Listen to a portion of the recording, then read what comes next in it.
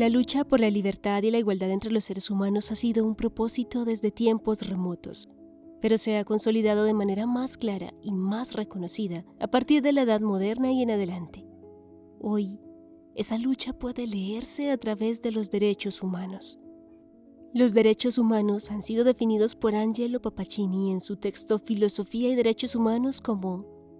reivindicaciones de unos bienes primarios considerados de vital importancia para todo ser humano,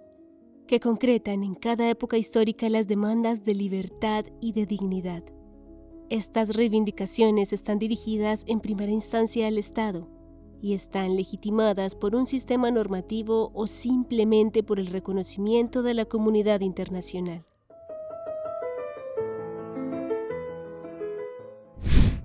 En la Europa de la Ilustración y los nacientes Estados Unidos de Norteamérica se publican y difunden declaraciones importantes que constituyen los cimientos de la posterior normativa de los derechos humanos, precedidas de los trabajos de los filósofos de la Ilustración.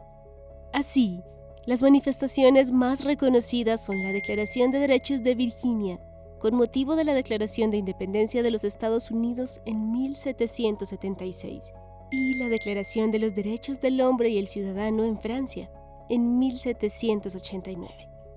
Ahora bien, después de la Segunda Guerra Mundial se conforma la Organización de las Naciones Unidas y una de sus más importantes actuaciones es la expedición de la Declaración Universal de los Derechos del Hombre, que deberían continuar nombrándose como derechos humanos. Estos han ganado un reconocimiento moral y jurídico de tal magnitud que las relaciones de los estados y las personas, y entre las personas mismas, se refiere desde este tipo de construcción social. La Declaración de los Derechos Humanos es el preámbulo de una serie de tratados de derechos humanos orientada a convertir en realidad las manifestaciones jurídicas de reconocimiento y su aplicabilidad en la vida ciudadana y cotidiana, en la ONU o en otras organizaciones intergubernamentales, continentales o regionales. Algunos de los más reconocidos son los pactos internacionales de derechos humanos como el Pacto Internacional de Derechos Civiles y Políticos y el Pacto Internacional de Derechos Económicos, Sociales y Culturales. En América se destacan la Convención Americana de Derechos Humanos, Pacto de San Juan de Costa Rica, y el protocolo adicional a la Convención Americana sobre Derechos Humanos en materia de derechos económicos, sociales y culturales, Protocolo de San Salvador, entre otros. En Colombia, la Carta Política de 1991 recoge los derechos humanos de manera general y en espacios específicos, en un título nombrado como de los derechos, las garantías y los deberes, y en una cantidad importante de artículos en los que los nombra para todas las personas o poblaciones específicas. Cuando se nombran, hay que incluir el preámbulo, los artículos 1, 2, 5, 7, 11 a 95, con algunas excepciones y otros más. Están aquellos que reconocen derechos especiales para los pueblos indígenas, negros y raizales. Además, como Estado, Colombia ha adquirido obligaciones internacionales al suscribir los tratados de derechos humanos expedidos a nivel mundial e interamericano, que traen la igualdad como una aspiración central que debe garantizarse. En este espacio cobran importancia artículos como el 53 y el 93 y en extensión el artículo 94.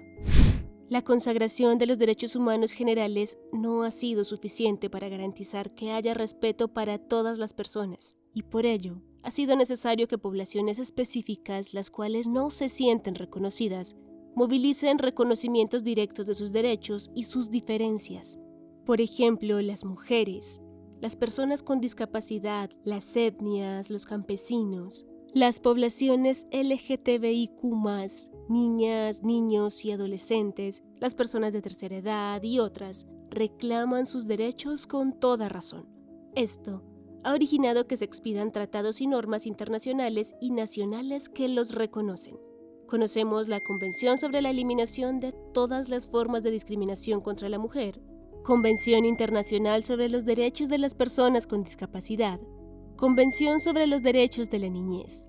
Convenio 169 de la OIT sobre los pueblos indígenas y tribales,